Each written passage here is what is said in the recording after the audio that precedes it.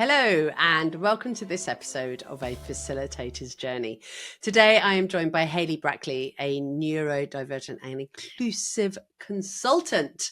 Hayley and I are going to chat about how she got into the world of coaching and consultancy, her take on running her business, and obviously we have a little bit of a geek out on SoFest. So this is your invitation to go get a cup of tea, a drink of choice, and pull up a seat on the pink chair with me and enjoy the conversation. Hey, Hayley. Hello. Welcome to A Facilitator's Journey. It's so good to have you on the podcast today. The first question I ask everybody is, how do we know each other? The very cliched answer of LinkedIn. I reckon I stalked you for a while and eventually you started talking to me. I think also that happened because we ended up in a WhatsApp group together as well. Yes, definitely. And there was a couple of people that connected us as well. True. And they said we should talk to one another. I think Kat was one of those people for sure. Yeah. And I think the bit that was, for me anyway, I don't know what it was for you.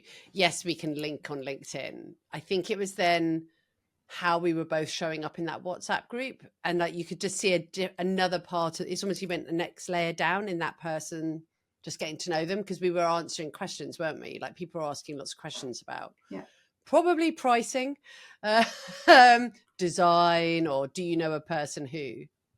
And I think you can tell a lot from how someone answers a question. Yeah, my slightly warped sense of humour wants to say that this is all part of my stalking game, you know, like to infiltrate spaces where people are and continue to stalk them. But people might not know me and know that that's my dodgy sense of humour, so I feel like I have to add some reassurance. Yeah, honestly, if you're listening to this versus watching it, Hayley is a very normal lady. I think that's a lie. No, Hayley, we're all a little bit batshit crazy. We're all a little bit normal. Oh, okay. Bonkers, yeah. I was going to say. I think there's all of us are all a bit, well, I think to do this job, like to take that risk and step out and do our own work. Yeah, absolutely. Like you've got to have some sort of, like, that's not cliched normal. Anyway, you and I have dived straight in and gone a left-hand hard brake turn before we've said, what do you do? Like, sorry, everybody who's listening. Welcome to the conversation, which will get revealed in a minute, probably why we're going to be like this. What do you do, Hayley? I always feel like Cilla Black at this point. And if you're not British, Cilla Black used to do a dating show called Blind Date. And she used to say, what's your name? Where do you come from? Yeah, so my name is Hayley and I come from a sleepy little, you know those town/villages? It's actually a town, but only because of something that happened 300 years ago, like, you know, in Northamptonshire. And can I get a big Cilla Black style, like, woo, from all the audience now? Yeah, thanks very much. Apparently I can do noises on this, on Riverside. Should we try something? Let's try it.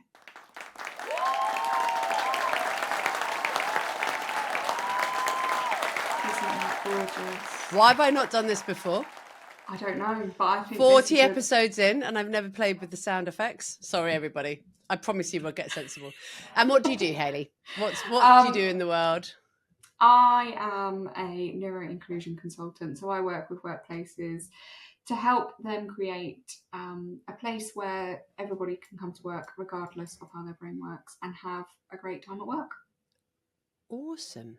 And I think that's since I last spoke to you, that sounds like that's something that's been really, I love that refinement. I think you were talking about it slightly differently before. Probably. I probably will go back to talking about it slightly differently tomorrow though. So don't get too overjoyed at the progress. It's short-lived. It was a fluke. Nah. So how did you get into this world? Like, I love that, asking people that, because we've all got slightly different routes in. So how did you end up running your own business? I didn't mean to. I think I tripped over somewhere and I fell into, like Alice in Wonderland, kind of fell down. I think that was me. I worked in L&D. I loved it. I went for a new role with a learning consultancy, and 4 months after I started, on the back of COVID, they said, yes, it turns out your job's no longer available, which was kind of like shorthand for you being made redundant. And I was like, we've just moved house. We sunk everything in to the house. The house needs a lot more work than we thought it needed, which I've already paid deposits on. That morning, I'd paid the deposit on having a log burner installed. And I was like, brilliant. Now, not only have I spent that bit of money, but also I've committed myself to spending like double that again. And I'd been doing coaching on the side of my L&D role for, I don't know, a year or two beforehand, in a very kind of not trying to run a business, very anti-business running way. I didn't charge for the first probably year because I was like, well, I don't want to deal with the taxman and stuff. That sounds awful. So I just didn't charge because then you don't have to, right? That was my approach. How did you eat? So I had a job, so I like did my part-time job and then just worked my days off as a coach for free. You're very kind. When I worked with an accountant as their coach, and he was smashing. He said to me, "You do realise that what I would pay you for one session would cover a year's accountancy fees. You don't have to deal with a taxman." And I was like, "Well, that's a very interesting point." Right, so that was like the first little ripple, and then I spoke to a coach, just a fellow coach, not in a coaching session, and they said the great thing about working for yourself is you get to choose your colleagues, and that kind of gave me another little, like, now I look back, I'm like, there was little nudges along the way, and so so I'd had this kind of definitely not a business sideline gig, and then no job, and I tried applying for jobs, and as people kind of might not be surprised to know, knowing the work that I do, I have ADHD, I'm autistic and dyslexic, and applying for jobs is one of the most excruciating experiences I've gone through. The dyslexia gets in the way of all of the application process. Okay. The rejection sensitivity that comes alongside the ADHD is just absolutely horrendous. So I did this for about 72 hours, didn't get a job, and went, I can't do it anymore. And somebody that I'd done some kind of corporate work for, just doing some coaching, came to me and said, we need a new appraisal process. Can you implement it? Design it, project manage it, get it in. And I was like, yeah, I guess. Like, that'll pay my mortgage for the next few months. And that was honestly, like, being really, really open. That was how I came to running a business. Wow. And how long have you been running? What's your business called, so people know? Great Minds Don't. Great Minds Don't. ... I like that. Exactly. Maybe not the ... I've added that for dramatic effect. And how long have you been running your business now? So I think I'm at about 5 years in total, and coming up to 3.5 years as a full-time mortgage paying venture. Congratulations. It's when you know you can pay the mortgage and they'll give you one as well. You're like, yay, I've made it. I've not had to go through that. We fixed our mortgage, so I've got that joy to come. You'll be fine. You've got 2 years worth of books. You're okay.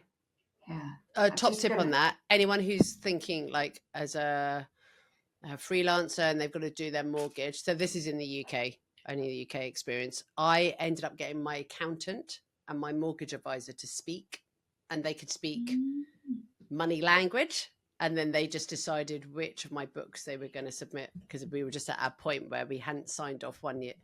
We hadn't signed off the COVID book, 2020's books. So we only submitted 2018 and 2019, and I was able to get my mortgage. Oh, that's good to know. Thanks very much. My people were quite happy. Just half-hour chat max. They were very good. Top tip, everybody. Nice.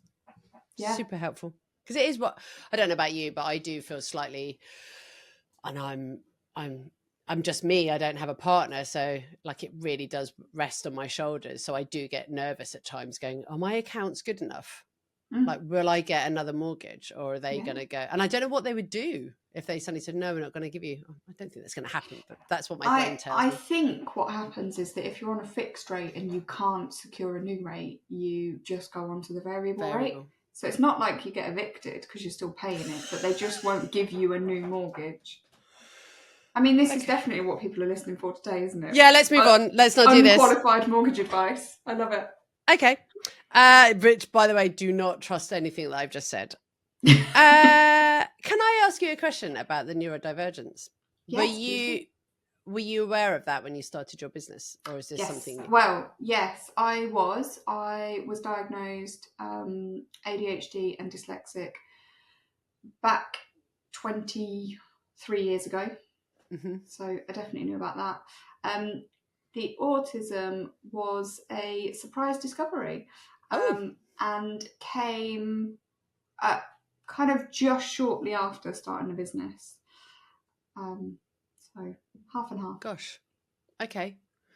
And we got to which way do you want to go in this conversation? We could talk about what it's like running a business with neurodiversity, because I'm sure, like we were talking earlier about, some of that is a joy, and both of us, running a business is hard work. Or do you want to tell us a bit more about some of the things about running a business? We were talking about rates and how we charge, and I was curious because you said you didn't charge as a coach in the first place. How did you then get over that and get yourself into the space where you were like, no, I am worthy, I deserve to charge? So let's stick with the rates one, because I think that'll be shorter, and then we'll come back to the business one. Cool. The rates one. So yeah, I very much was like, well, I'm just not going to charge. And then I think somebody just said to me, I think I wanted something in particular. I can't remember what it was, like maybe a really nice coat. And I had a part-time job that didn't pay particularly well. And so they said to me, why don't you charge a couple of coaching sessions? They'd already referred me to a family member. And that'll buy you a coat.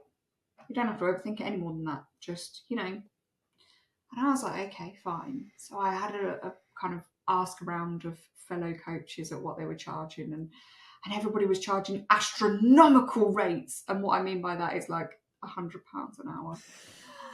And I was, because I'd worked in the public sector for pretty much all of my career. Okay, we need that context though, because exactly, that's important to know. Yeah. So, you work in the public sector, you're not doing it for the money, you're doing it for the love. And yeah, so I was like, well, I'm definitely not charging that. Like, that's just so much money. And so I went backwards and forwards, and I was like, I think I started off talking to somebody, and I was like, well, what about £15 an hour? And they're like, no, don't charge £15 an hour, because it's just a bit pathetic. It's like not even worth charging. And I was like, okay. What about £20 an hour? You can see how this is going. I'll cut a long story short. Eventually, they convinced me that £60 an hour was quite reasonable. But I said that that's fine. But maybe for the first few people I work with, I'll work half price. So it's only £30 an hour. And can I just also ask a question? So this wasn't you selling into corporates. This was like individuals. This was individuals. Okay. Yeah. So I worked to begin with for £30 an hour. I then did go into a corporate and was like, well, I guess I say £60 an hour then, because that's my full rate, non-discounted.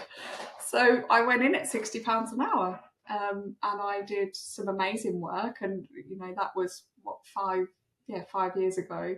And people still come back to me now and tell me what a difference that work made. Wow. And that's amazing. Yeah. And I'm not somebody that's particularly money motivated. I'm lighthouse motivated. I would much rather somebody bring me a beautiful picture of a lighthouse than loads of money. That's just, yeah. But, it's a value exchange, and money helps the world to go around for all of us. And so gradually I started being like, okay, that doesn't really work. And then the other thing is that it's really different having it as a side gig, where you're still getting paid your annual leave, you're still getting paid, your sick pay, or all of those other things. And when I went into kind of running it full time, I still had pretty kind of not quite £60, but I was still cheap. Like, Right. and I remember the first webinar I did for somebody, I charged like the same as I would charge for an hour's coaching, because I was like, well, you know, I don't know, somewhere in the region of £100. It might have even been 95 or something. So I was like, well, you know, if you're getting me for an hour, then I'll charge for the hour that I turn up. Hadn't thought about all of the other things involved in that hour that you turn up for. I think I probably ended up being paid about £7.50 an hour for that particular one, but there you go. We live And and we so, learn. exactly, right? And yeah, so I just kept getting like more and more learning curves around the value of it. I think for me, a lot of it wasn't necessarily about the value of me. And I think this is a common narrative about kind of know your worth, know your value, be prepared to charge for it. For me, there was two things. There was one was my barometer of money was set a lot lower than other people's because I'd worked in the public sector. So, you know, a really good salary in the public sector is you're kind of like 50, 60,000. And that is one of the highest paid. You go into the private sector and that's coming into much more of an average sort of a. And so, yeah, so that was the first thing, was just that my barometer was not very well set compared to other people's. The other one was, and I think this brings it into that neurodivergent side, my kind of concepts of time, and I suppose it's an organisation thing, the skill or the art of looking at something like a webinar and being able to say it's not just an hour's webinar, it's all of these things. And I just don't see that. I'm like, well, it's, you know, it's that. So that's what you're paying for. And then It's in my diary as an hour, so therefore it's an yeah, hour. exactly. And there's a bit of the kind of autistic black and whiteness to that of like, well, Right. that's where it is, you know, so that's what it is. So that's what I'll charge for. Yeah. And so for me, I suppose the learning was really around, you're not charging for that thing. You're charging to run the business. Yeah. And even if there's only you in the business, you're still charging for all of the business overheads, you know? And you go to McDonald's and you pay, I don't know, it's like £7 or something ridiculous for a Big Mac now. But that's not because a Big Mac costs £7. And we accept that, don't we? We know that we're paying for the server's salary, we're paying for the electricity, we're paying for the venue, we're paying for the advertising, the marketing, the supply chain, the farmer at that, you know, all of these things. We can get very, very big about this. That's why it costs £7, and that there's a profit margin built into it. So it's not even that all of that costs £7. That costs, I don't know, say £4.50, and then there's the profit margin.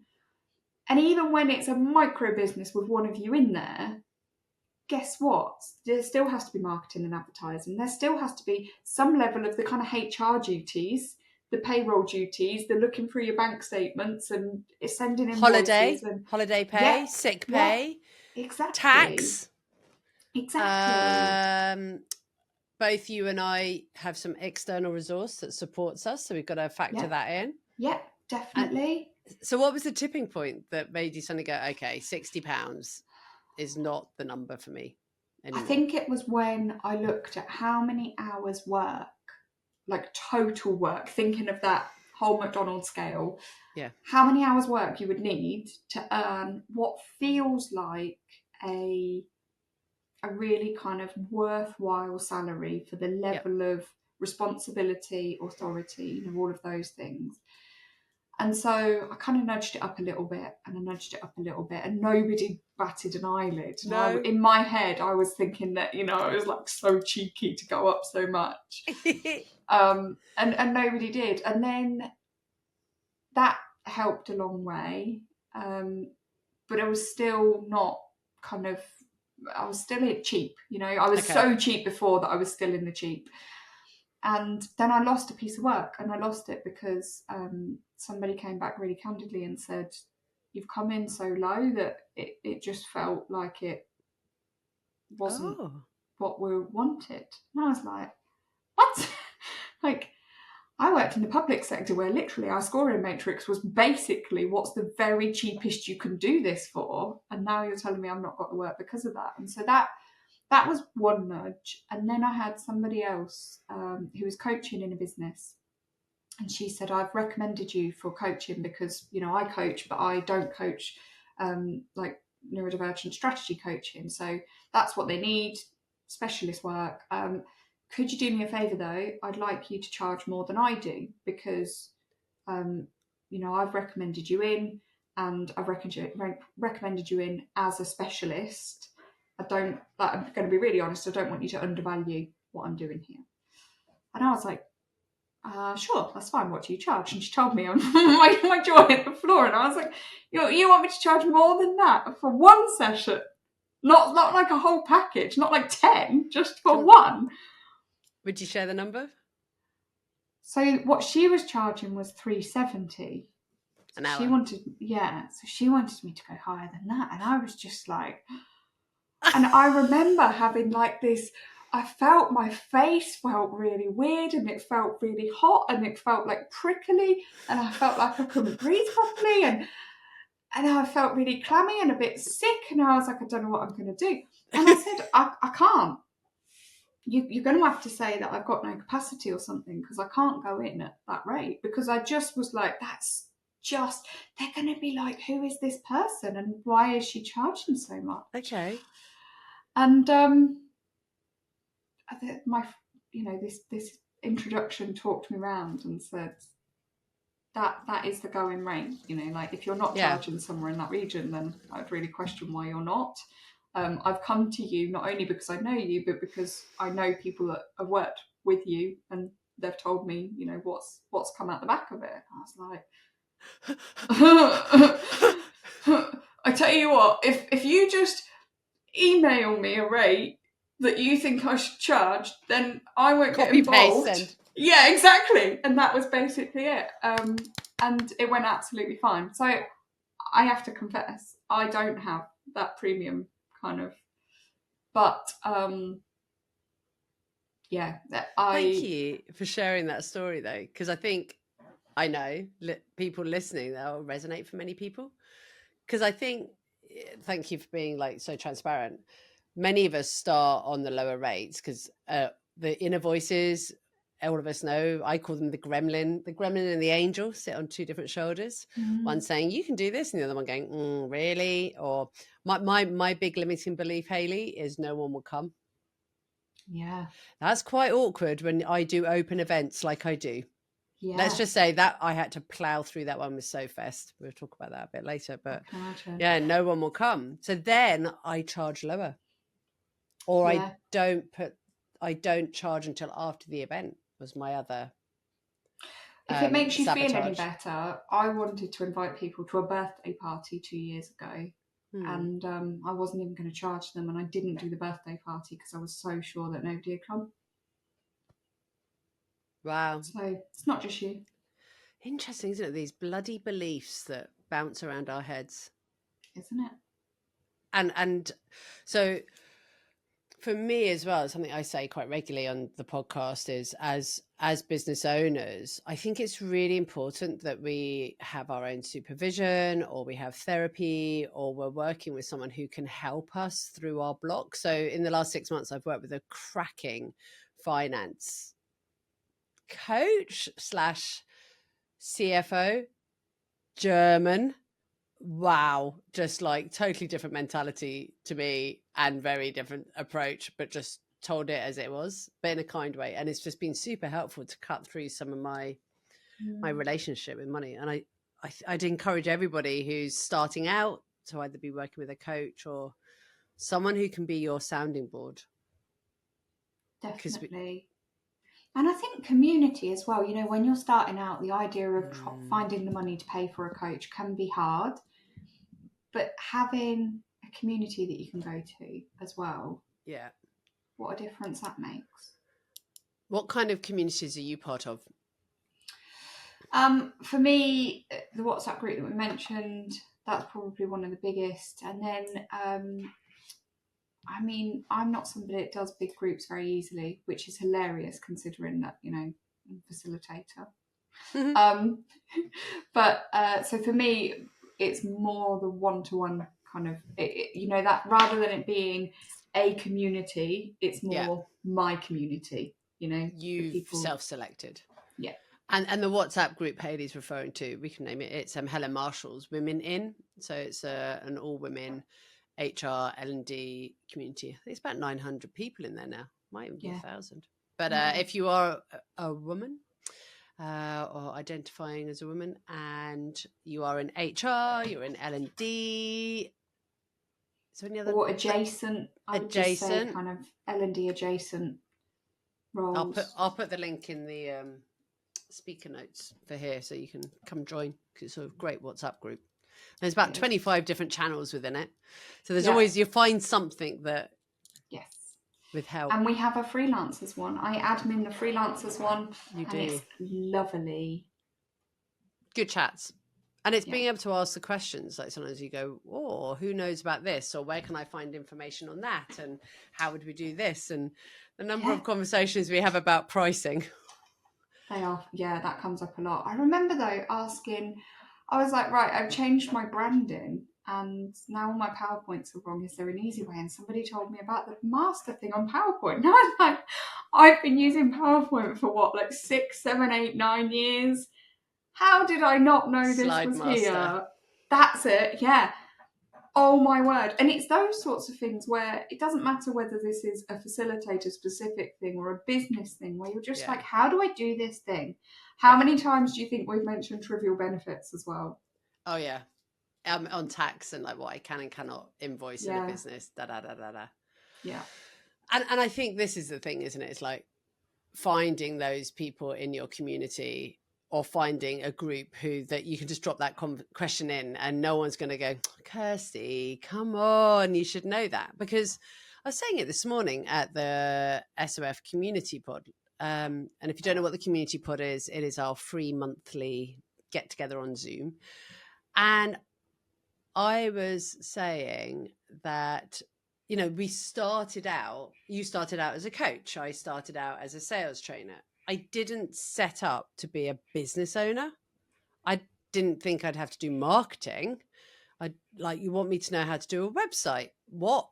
Finance? You know, all these are parts that become our daily lives. Like, I don't think you'll have areas of strength. So I'm really comfortable selling. I'm really comfortable designing and delivering. I've had to go and proactively learn other parts of running a business, as I'm sure you do too. So it's okay to ask people for that help, I think. Yeah, it is. But I think the other thing that's not mentioned though is that like outsourcing and delegation, that's not easy either. So just you mentioning about finance and website, it's like, well, just get a website designer to come and do your website. But you don't just get a website designer to come and do your website, do you? No. You have to know so much about your website in order to get somebody to do your website. And which I didn't realise to begin with, by the way. No. I thought I could just go, oh, can you come and do it for me? Here you go. And they're like, no, I need to ask you all these questions. I'm like, what? Yeah, exactly. And I asked my accountant a question about VAT this week. And I think I sent her something like 14 voice notes before she understood my question. And that's not on her, that's me. I don't understand what the thing is that I need to ask. I just know I need to know something. And I went backwards and forwards and I was like, no, it's not that. It's kind of this bit here. This is, and again, you think about that in terms of like an employed role. Mm-hmm. To have somebody managing so many stakeholders, so many different elements, plus doing the actual job and people managing all of the people you're interacting with and not having any people manager for yourself, what a job that is. That is a huge job, isn't it?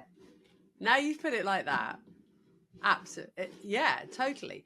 I tell you what, it makes me think of, and someone else has used this before, we are like Swiss Army knives. Yeah. So what do you want? Do you want the bottle top opener? Do you want the flat screw? Do you want the little knife, the big knife, the serrated bit, the scissors? But I think we're like an animated army knife as well, because it's not even like what do you want? Do you want it? It's like what do you want me to do? You know, like, I'm Oh, not just going to present you with the bottle opener. I'm going to open the bottle for you. yeah. And actually, if we were in the corporate world, we would never have to do all of that. So hats off to all of you listening to this.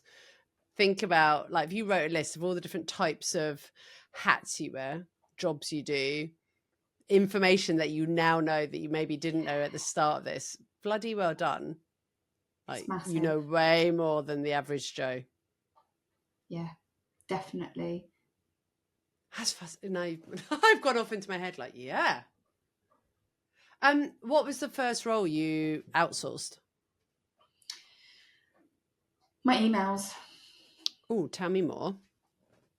So I suppose this comes into that question around being a neurodivergent business owner. Mm. I was drowning in emails. I like absolutely drowning, and I'd missed work because of it. I missed, yeah, like all sorts. I hadn't invoiced for work that I'd done because I was just so drowning is the only way that I could like Okay. beyond drowning. You know, like drowning is maybe the point where your Sorry, head keeps Hayley, that makes bobbing you sound up. like you're dead if you're beyond drowning. I feel like I was at the bottom of Okay. the said body of water and, you know, like very far away from the oxygen. Okay. That was the Right. point I was at. Yeah. And I had coaching, lots of coaching to try and help me figure out, and I'd come up with a strategy and I'd manage it and I'd kind of muddle through and work it out, and then literally it'd last maybe 45 minutes and I would go back to just this, and I couldn't figure it out, and I was just like, what am I not doing? And I almost closed the business. I was like, surely Tesco's will give me a job, you know, like, or Waitrose or some, like, I must be able to go and find a job somewhere, Yeah. because clearly I am just not cut out for running a business. And then I spoke to somebody who specialises in supporting neurodivergent business owners. And she said to me, well, why don't you get somebody to do it for you? And I was like, what? What are you talking about? Like, do my emails for me? She's like, yeah, if you can't do it, let somebody else. And of course, the facilitator in me and the coach and everything else, like, it's not that I can't do it. You know, I have a growth mindset. I can learn to do it. But actually, the reality is, have growth mindset or not, yeah, I probably could. But you know what? I can from the bottom of that body of water. It is the worst place for me to be. Okay. It is so depleting, and it's not effective or efficient. You would not hire me to manage emails because it would be the worst recruitment decision you'd ever made. So why would I give myself that responsibility in this business where I get to choose? So yeah, I got somebody to come. She reads my emails, we voice note about them, and she responds on my behalf. Brilliant. Amazing. I think that's a really good point you make as well. It's like, if you were employing me, if I was employing me, would I employ me for filling the gap? So my example would be my attention to detail and my financial management. What enter stage right Victoria, who does all the invoicing, who sets us up on vendor systems and does and she's really good at it. Enter Emily on the social media design and tech, which I've always said I'm good like you are on the social side of social media, but on the detailed side, I just sort of forget it. Yeah, definitely. Brilliant. And have you got anyone else in your team? No. Just the two of you? Yeah. What else does she do for you? Oh God, everything. She like thinks for me, she remembers for me, she plans for me. Yeah. If you thought of like the business as a business with lots of roles, she would be the office. Okay. And then I would have kind of, you know, like the exec office. Yeah. For that person that flies in and out often. and the kind of the coach and the facilitator roles. So that's me. I kind of feel like I top and tail it, but she does all of the hard work in the middle. Brilliant. And what difference has that made for you as a human being? I don't feel like I'm at the bottom of a body of water. I think that's a pretty good thing. I haven't closed the business, which I would have done. Like I think another month of being where I was, that would have been it. I'd have given up.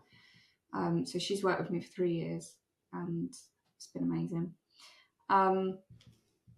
I think that's it. I think that's all I need to say, isn't it? The business is still running and I'm still alive. You can't really say better for somebody's performance than that. Yeah. And I guess it leads to the next question I have is like, what's it like being a neurodivergent business owner? Because it's not something I can relate to. And I'm curious, tell me something that I need to be aware of. So for me, kind of, I guess, repeating my 3 identities, labels, whatever we want to call them, dyslexia, autism, and ADHD. And the 3 bring their own different lenses. I was going to say difficulties, but I was trying to be a bit more neutral. Starting with the dyslexia, you've got things like working memory difficulties. So trying to do a spreadsheet of what you've actually earned and those kinds of things. It's tricky. I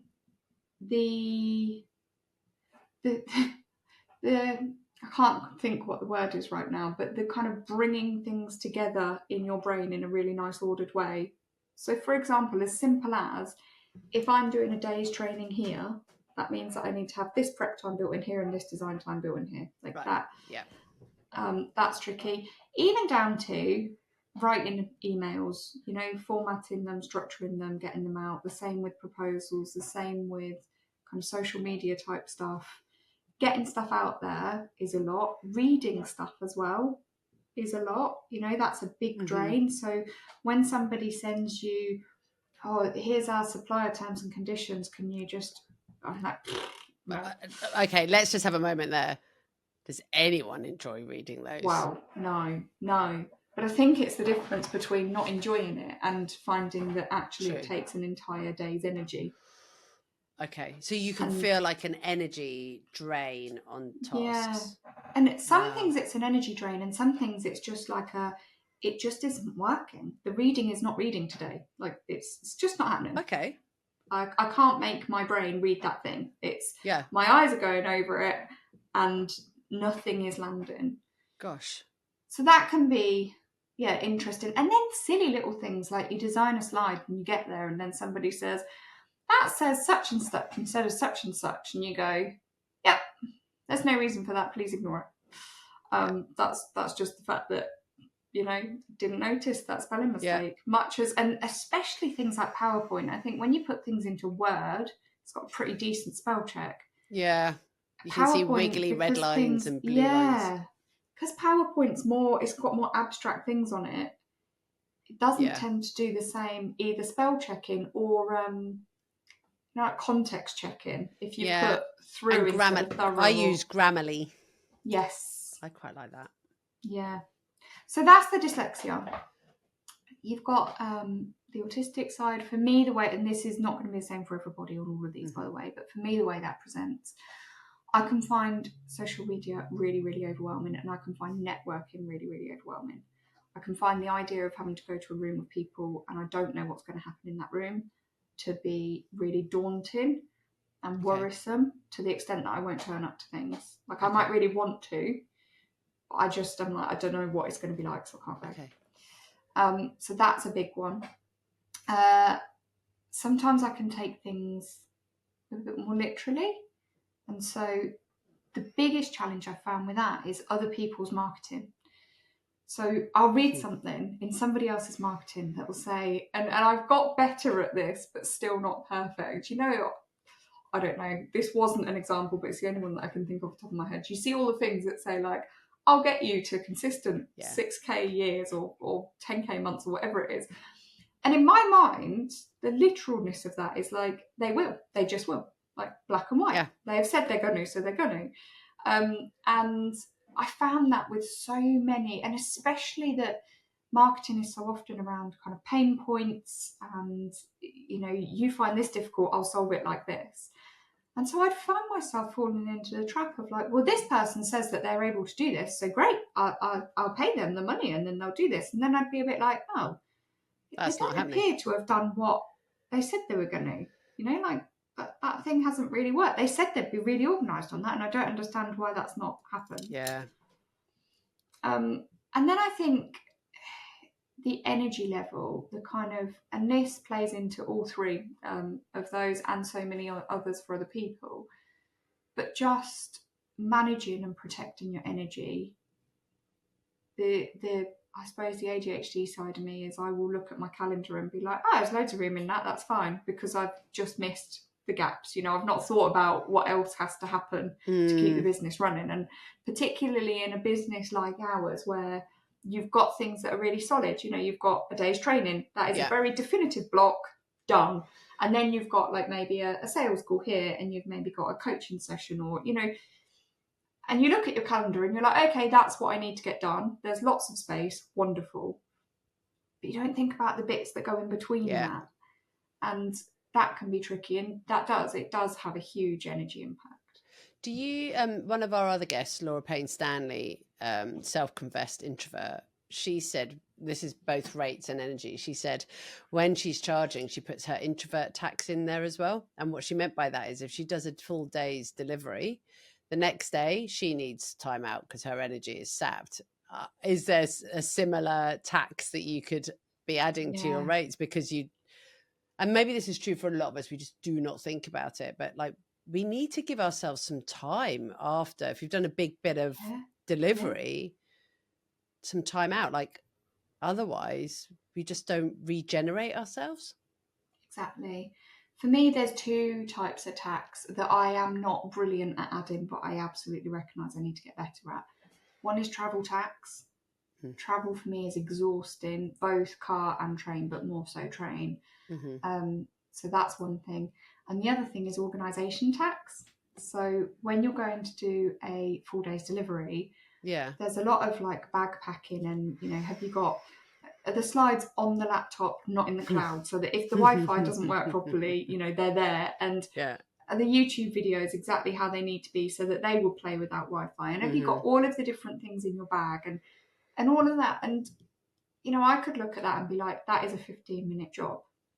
But because I don't concentrate well on it, and then because I'm anxious about getting it wrong, actually what could be a 15-minute job is often like a 3-hour job. Right. So the day before delivery, I can easily spend 3 hours, and I don't really know why, but kind of just putting things together and then putting them together in a different way, and then taking them out of the bag, and then not being sure I've definitely put everything in the bag, so then I have to take everything out of the bag and check that everything is in the bag.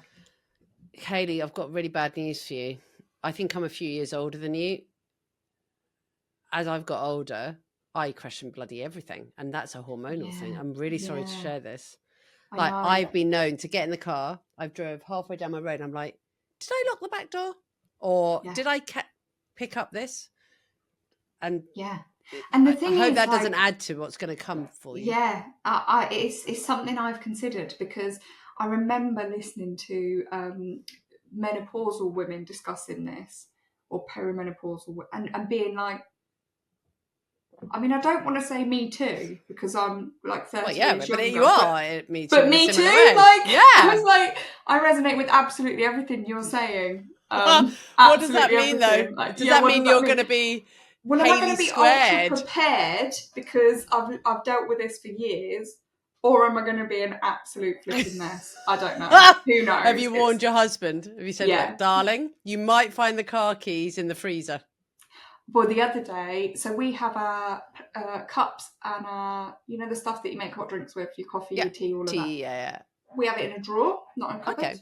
Okay. So there's, I know, right? It's only because we moved into the house, it had loads of drawers, and I was like, I quite like having them, the kettles on the thing, and then they're in the drawer underneath, and they're really that makes sense. Out. Practical, I like that. So the other day I went in there. We also have Milkman milk, so like glass bottles. Yeah. I went in there and there's a glass bottle of milk in the drawer, and I was like, had it gone off? It hadn't gone off. I was the only person in the house, so at some point I'm pretty sure I put it there, but I don't remember at all. The best bit is I hadn't even managed to make myself a drink, so I think what I'd done is got the milk out of the cupboard, turned the kettle on, opened the drawer, got distracted, put the milk away into the drawer, and left the kitchen. I'm sure that's what I'd done. 'Cause, yeah, I looked around to see if I could find this drink that I must have made. But no. Oh, Hayley. Now, a couple more things before we go to the quick fire questions.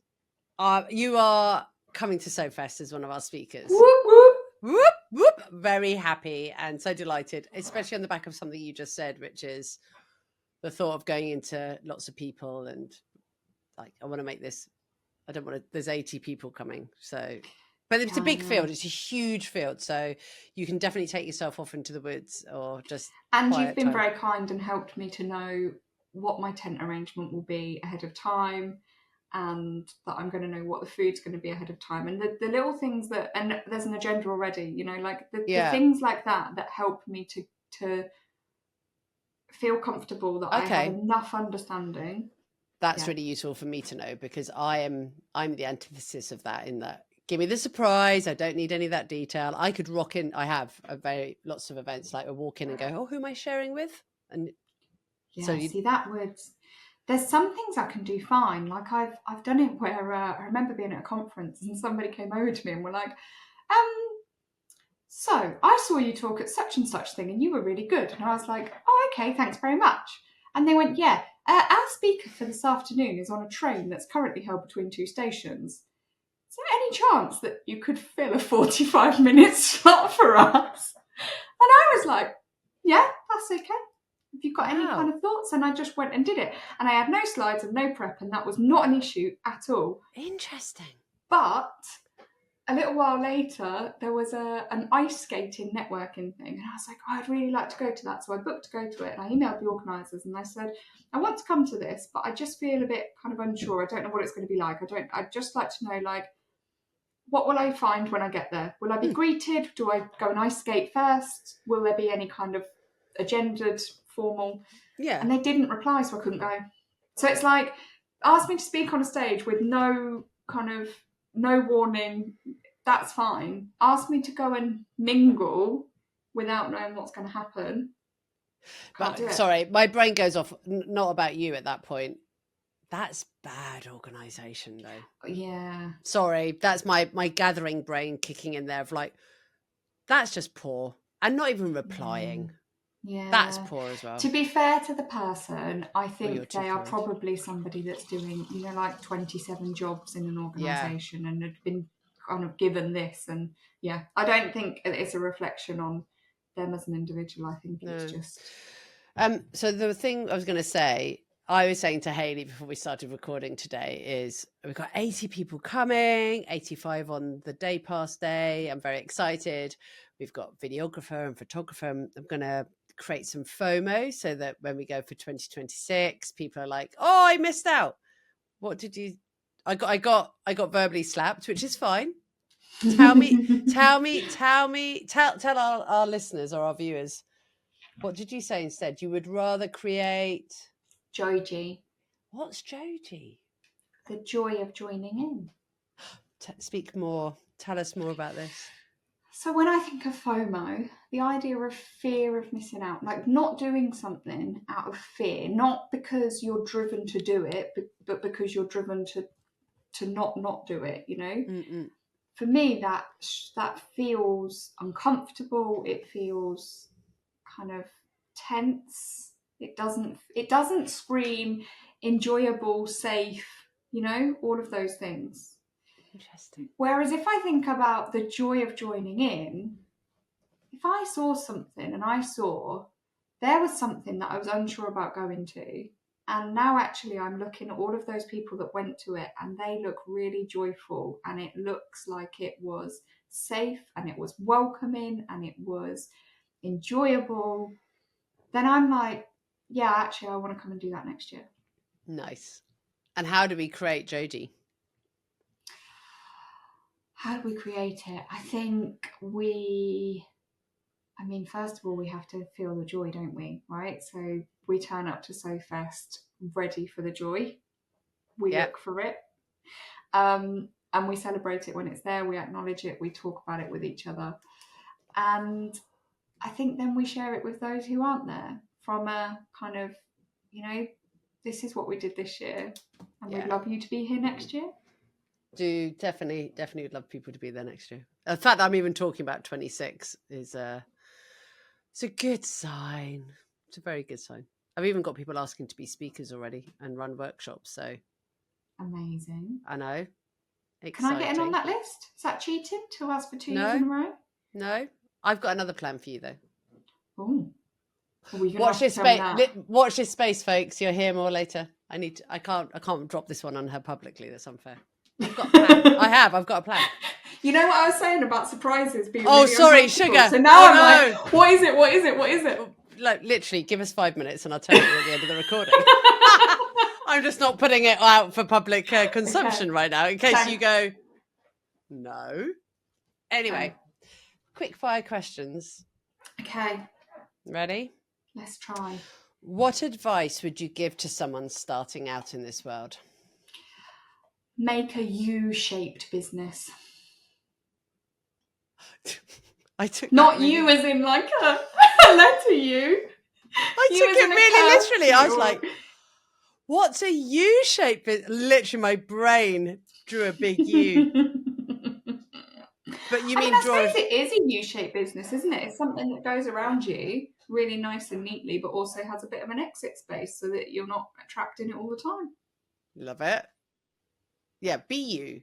I hear that. Yeah. I think we get so much noise about this is how you're supposed to run a business and this is what you're supposed to do. And, you know, you're supposed to turn up on social media every day and you're supposed to be really consistent and you should have this beautiful website and you should go and listen to this person because they sell a course on this thing and blah, blah, blah, blah, blah. And actually, we're all different. We're all going to do it differently.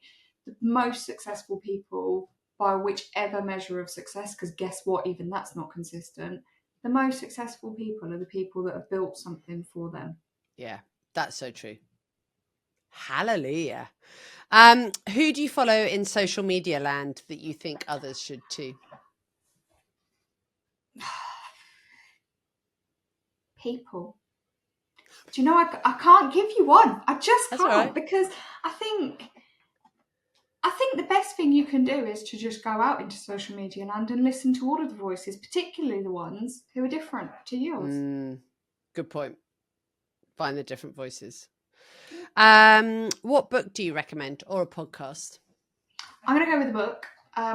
And the book that I'm going to go with is a really random one for the topic of this, but I'm going to go with it anyway. And it's The Happiness Trap by Russ Harris. Ooh. What's it about? So, happiness. Sort of, but it's more about the trap of happiness. Ooh. I trained as a therapist before I trained as a coach, and the therapy modality that I chose was acceptance and commitment therapy. And The Happiness Trap is kind of like an introductory book to that. But it's just a really nice way of living. And I think when you read it, it helps you to think about why you might do things. You know, like sometimes we refer to it as ego and we refer to it as fear, and actually it helps you to identify what is it that you want, what is the kind of values-based life that you're heading for, and how do you help yourself to get there in spite of all of the stuff. Love. I might need to read that, I fear. Final question. How have you invested in yourself or your business to support you in moving forward? Oh, so many ways. I have coaching every month that is I could not do without. I have supervision as well every month that I could not do without, and I have an accountant that I could not do without. I have an amazing assistant that not just I couldn't do without, the business could not do without. Yeah, lots Brilliant. And lots of different ways. I love that. And I think there's investing in the business, but investing in yourself as well is so important. Hayley, thank you so much for being a guest today on A Facilitator's Journey. I'm really looking forward to meeting you in real life. It's 38 days. 38 days until my dream becomes a reality. And then we get to hang out in a field, physically and metaphorically. Are you going to wear a ball gown? I wasn't planning to. Do you think I should? I think if you're living out your dream, it just feels appropriate to wear a ball gown. Okay. Oh my gosh, she's thrown us a curveball, listener. I'm like, ooh. I've got other plans. Let's talk about it off. Let me turn the camera off and let's just have a chat. I've got some ideas. Hayley, thank you. And everybody listening, how can they find you? Where do they find you? I quite like to hang out on LinkedIn, but do. don't send me a DM because they're just full of people telling me that they, those promises, those ones that I take really literally. So don't try and DM me. If you want to contact me, if you go to www.greatmindsdon't.co.uk, you can find out how to stalk me too there. Please don't actually stalk me though. No, don't do that. We can't have that. That would just be way too strange. Thank you everyone for listening today, and we'll see you again another day. Beautiful. That was a great conversation with Hayley. I really enjoyed myself. We just time checked it and we're like, oh my gosh, that went on a little longer than we were expecting. And I did just speak to her about SoFest 2026, so watch this space. Things that jumped out for me were, isn't it interesting that when we start our own businesses, I think a common conversation many of us have is the pricing, and we often undervalue what we can give other people. So if you, when I was listening to Hayley's story, it's like, the feedback she was getting, like what she had given people, how she had helped them. That's what they remembered, not the fact that her price was so low. And actually they probably valued more. And the fact that there was a business that said to you, you didn't get the work because you were just too cheap. So there used to be an advert in the UK for Stella Artois, which is a lager, if you don't know. And the strapline was reassuringly expensive. So I want everybody to be reassuringly expensive in whichever sector you're in, and know your worth. And then the other one that I'm just looking at down here is JOJI versus FOMO. The joy of... I've forgotten what it means. I'll have to go back and listen. Anyway, it made sense to me at the time when I can't remember what it is. How bad is that? Just laugh at me at this point, team. Anyway, if you are listening to this before SoFest, which is June 10th to the 12th, 2025, there is still an opportunity to buy a day pass. So I have just been given the very good news that day passes are still available. You just need to get in very quickly and tell us you would like to come. So just DM and I will get you a link. We have also just wrapped up Flourishing Facilitator, which is a 4-month learning journey for people who've been facilitators and trainers, probably 1 to 4 years. It's a great place to come and hone your design, your delivery skills, meet a community, get to know people. The next program starts in October 2025. So if you'd like to know more about that, come and message me. And if you didn't know about the SOF Collective WhatsApp group and the free community pod that happens on the first Friday of every month, go check out the website. The links are all in the show notes. Thank you for joining me today, and I look forward to seeing you on the pink chair another time.